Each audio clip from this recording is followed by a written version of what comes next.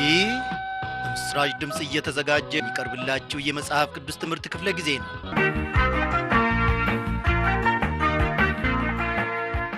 በእውነት ወገኖቼ እግዚአብሔር አምላካችን በእያንዳንዷ ደቂቃና ሴኮንድ እየተጠነቀቀልን፣ በእውነት እላችኋለሁ እየተጠነቀቀልን ተሸክሞን ደግሞ ለዚህች ሰዓት አድርሶናል። ባለፈው ክፍለ ጊዜ ጥናታችን እግዚአብሔር ለእስራኤል 10ን ትእዛዛት ስለ መስጠቱ አንድ በአንድ ዘርዘር አድርገን ስንመለከት ነበረ።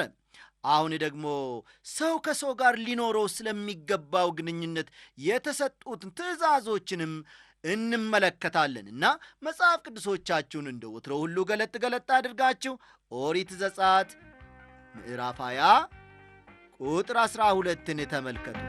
ዘጸአት ምዕራፍ 20 ቁጥር 12።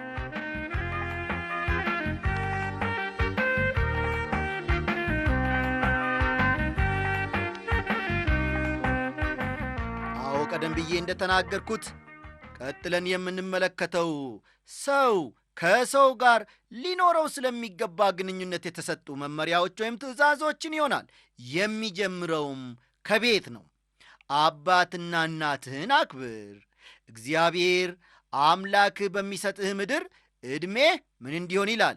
እንዲረዝም ይላል። አባትና እናትህ በልጆቻቸው መከበር አለባቸው። ልጆች ይህንን ስሙ። አባትና እናት በእናንተ መከበር አለባቸው። ስለዚህ ትእዛዝ ወደፊት በሰፊው እንነጋገርበታለን፣ እንማራለን። 6ኛ ትእዛዝ እንዲህ ይላል። ዘጸአት 20 ቁጥር 13 አትግደል ሲል ይናገራል። ጦርነትን የሚቃወሙ ሰዎች ይህን ጥቅስ ብዙ ጊዜ ይጠቅሱታል። ብዙ ወጣቶችም በዚህ ጉዳይ ላይ አነጋግረውኛል። አንዳንዶቹም አትግደል ብሎአልና ወታደር መሆን አያስፈልግም በማለት ጠይቀውኛል። በመሠረቱ ግን አትግደል የሚለው ትእዛዝ የተሰጠው ለግለሰብ እንጂ ለሕዝብ ወይም ለመንግሥት አይደለም። አንዱ ሰው ሌላውን መግደል የለበትም። አትግደል የሚለው ትእዛዝ ከወታደራዊ አገልግሎት ወይም ወንጀለኛን ከመግደል ጋር ምንም ግንኙነት የለውም። አንድ አገር ወንጀለኛን በማስወገድ የሌሎችን ሰላም ማስጠበቅ መቻል አለበት። ጌታ ኢየሱስ ክርስቶስ እንደተናገረው ሁሉ በቁጣ ገንፍለን ሌላውን ሰው መግደል የለብንም። ሌላው ቀርቶ በወንድማችን ላይ እንዳንቆጣ እንኳን ቃሉ ተናግሮናል። 7ኛ ትእዛዝ ቁጥር 14ን ተመልከቱ። አታመንዝር ይላል። ከጋብቻ ውጭ የምናደርገው ማንኛውም ወሲብ ዝሙት ነው።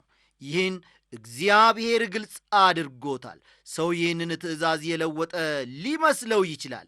ነገር ግን በፍጹም እግዚአብሔር አልለወጠውም። ትእዛዙ ዛሬም ቢሆን እየጸና ነው። ከጋብቻ ውጪ ፈጽሞ ወሲብ ማድረግ የለብንም። 8ኛው ትእዛዝ ደግሞ በቁጥር 15 ላይ የሚገኘው ነው። አትስረቅ ይላል። እዚህ ላይ አንድ ማንሳት የምፈልገው ነገር አለ ወገኖቼ። ይኸውም ልቅ ወሲብ ከተፈቀደ መስረቅ፣ መግደልና የመሳሰሉት እንደ ወንጀል መታየት የሌለባቸው መሆኑን ነው። ምክንያቱም የእግዚአብሔር ሕግ አይነጣጠልምና አንዱ ከተፈቀደ ሌላውም ይፈቀዳል ማለት ነው። አንዱ ክልክል ከሆነ ደግሞ አዎ ሌላውም ሁሉ እንደዚሁ ክልክል ነው ማለት ነው። 9ኛ ትእዛዝ በባልንጀራህ ላይ በሐሰት አትመስክር ይላል። ቁጥር 16ን ልብ ይሏል። በባልንጀራህ ላይ በሐሰት መመስከር ከፍተኛ ወንጀል ነው።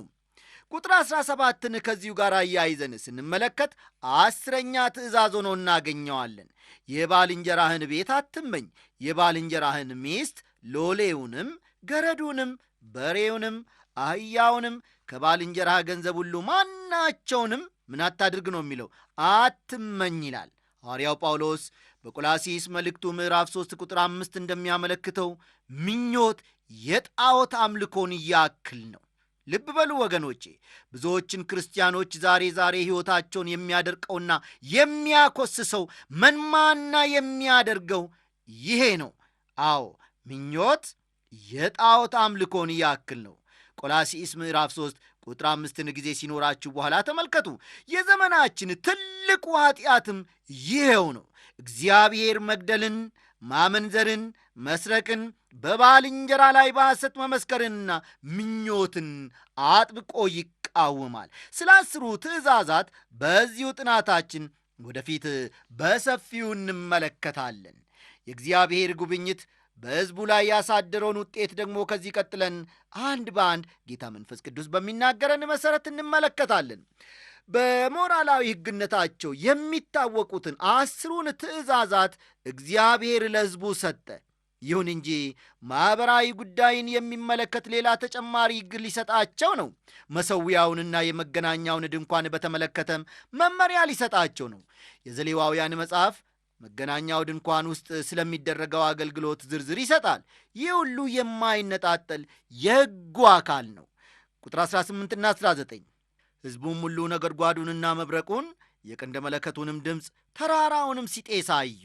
ሕዝቡም ባዩ ጊዜ ተርበደበዱ፣ ርቀውም ቆሙ።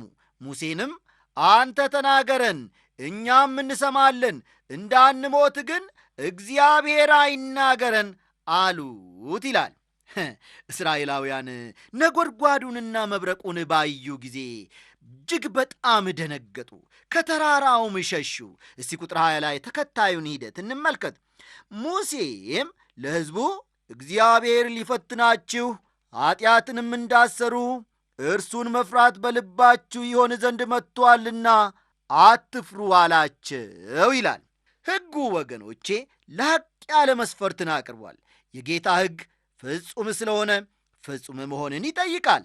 ሕግን በመፈጸም ለመዳን የምትሞክሩ ከሆነ ፍጹማን መሆን ይገባችኋል። ፍጹማን ካልሆናችሁ ግን ሕጉ አያድናችሁም።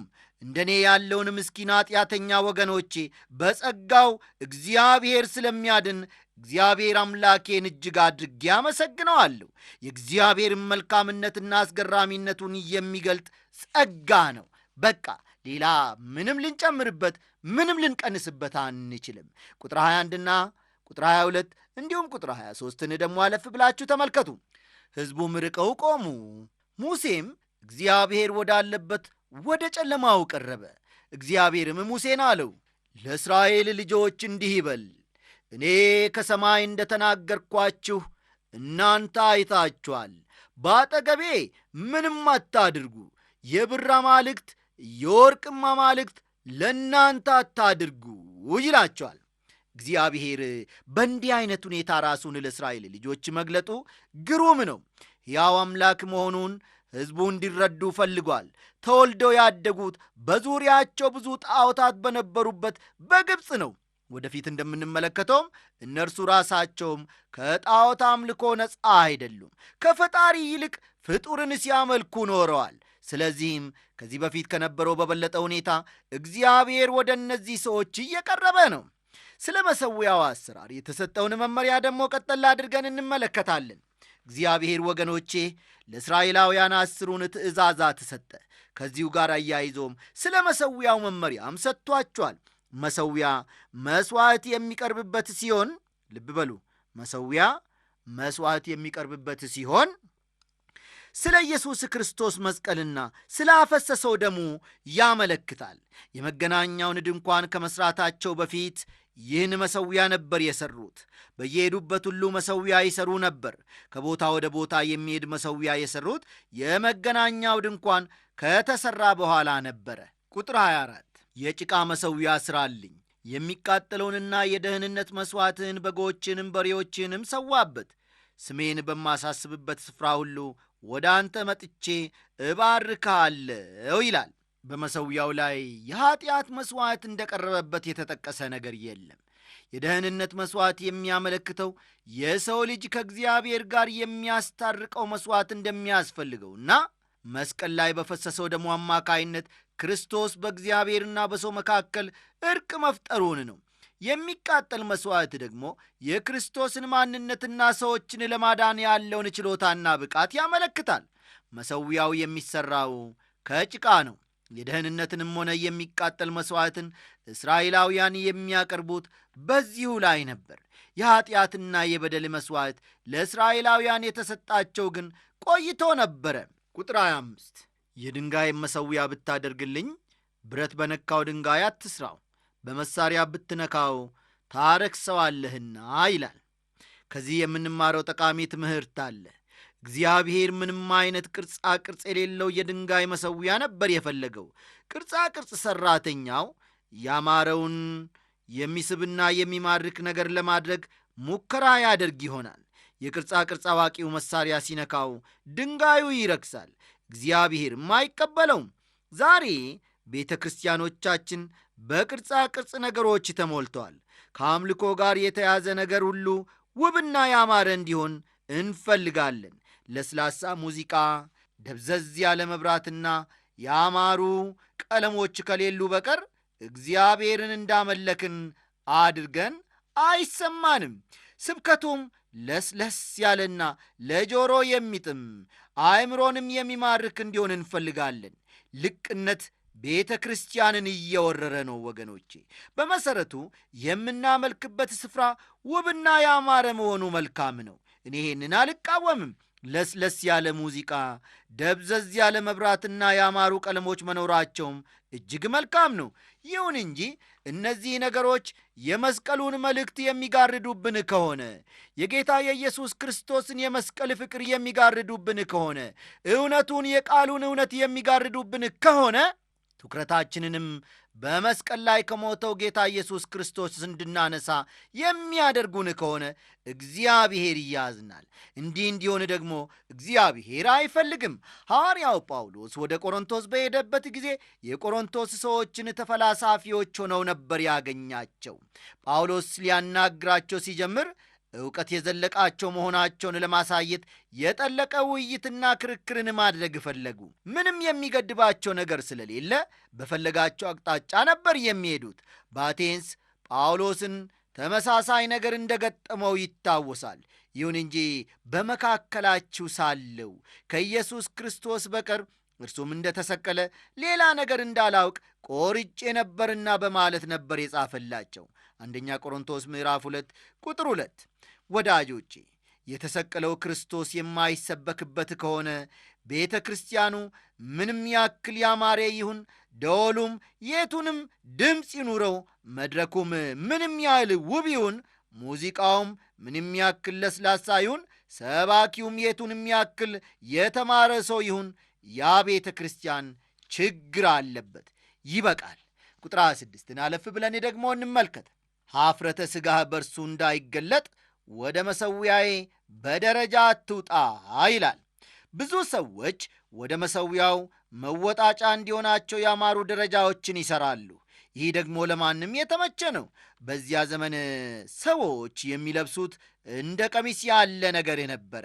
በመሠዊያው ላይ ሲወጡ ዕርቃናቸው ወይም ኀፍረተ ሥጋቸው ይገለጣል።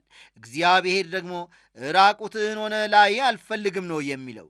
ከሥጋ የሆነውን ነገር እግዚአብሔር ምንጊዜም ቢሆን አይጠቀምበትም።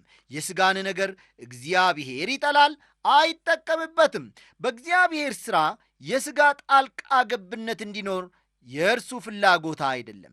ከእንዲህ አይነቱ ነገር መጠበቅ አለብን። ብዙ ጊዜ ሰዎች ዐይናቸውን የሚያሳርፉት ክርስቶስ ላይ ሳይሆን ሰባኪው ላይ ነው። በበኩሌ ማንም እንዴት አይነት ግሩም ስብከት ነበር የሰበከው እንዲለኝ እንኳን አልፈልግም። እኔ የምፈልገው ግሩም ስለሆነው አዳኝ ኢየሱስ ክርስቶስን መስበክ ብቻ ነው። ሰዎች የሰበክልን አዳኝ ምንኛ ግሩም አዳኝ ነው ሲሉኝ መስማትን በእውነት ነው የምላችሁ እጅግ እፈልጋለሁ።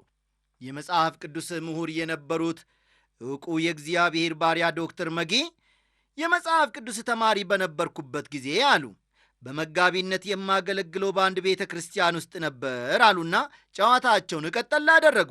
አንድ ማለዳ ታዲያ እንደተለመደው ስብከቴን ከጨረስኩ በኋላ ከአንድ ትንሽ ልጅ በቀር ሁሉም ወደ ቤታቸው ሄደው ነበር። ያ ትንሽ ልጅ ሲፈራ ሲቸር ወደ እኔ መጣና ኢየሱስ ይህን ያህል ግሩምና አስደናቂ እንደሆነ አላወቅኩም ነበር አለኝ አሉ። ሌላ ተጨማሪ ሐሳብ ቢኖረውም ከሚተናነቀው የሲቃ ስሜት የተነሳ መናገር አልቻለም ካሉ በኋላ ቀጠል አደረጉና ከቤተ ክርስቲያኑም ያው ልጅ ወጥቶ ሄደ። በአንድ ወቅት ያ ቤተ ክርስቲያን በጥጥ እርሻ መካከል ነበር። ዛሬ ግን በከተማ መካከል ነው ያለው። ያ ሕፃን የጥጥ እርሻዎቹን አቋርጦ ሲሄድ አየው ነበር።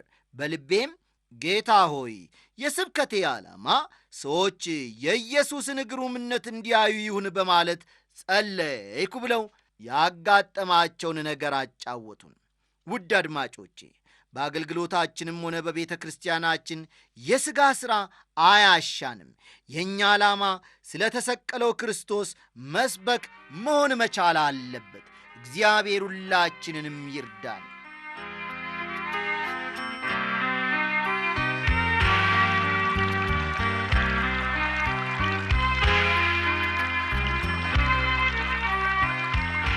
እንግዲህ ወገኖቼ ከዚህ ከምዕራፍ 20 በእውነት ጌታ መንፈስ ቅዱስ ለእኔም ለእናንተም ታላቅን ነገር አትርፎልናል። በዚህ ቃል መኖር እንጂ ግሩም ነው ብለን ብቻ ጨብጭበን አድንቀን መሄድ የለብንም። እንድንኖርበት ደግሞ እግዚአብሔርን ሁልጊዜ መለመን፣ ሁልጊዜም በዛ አቅጣጫ እግዚአብሔርን መመልከት፣ ሕይወታችንን መመልከት መቻል አለብን።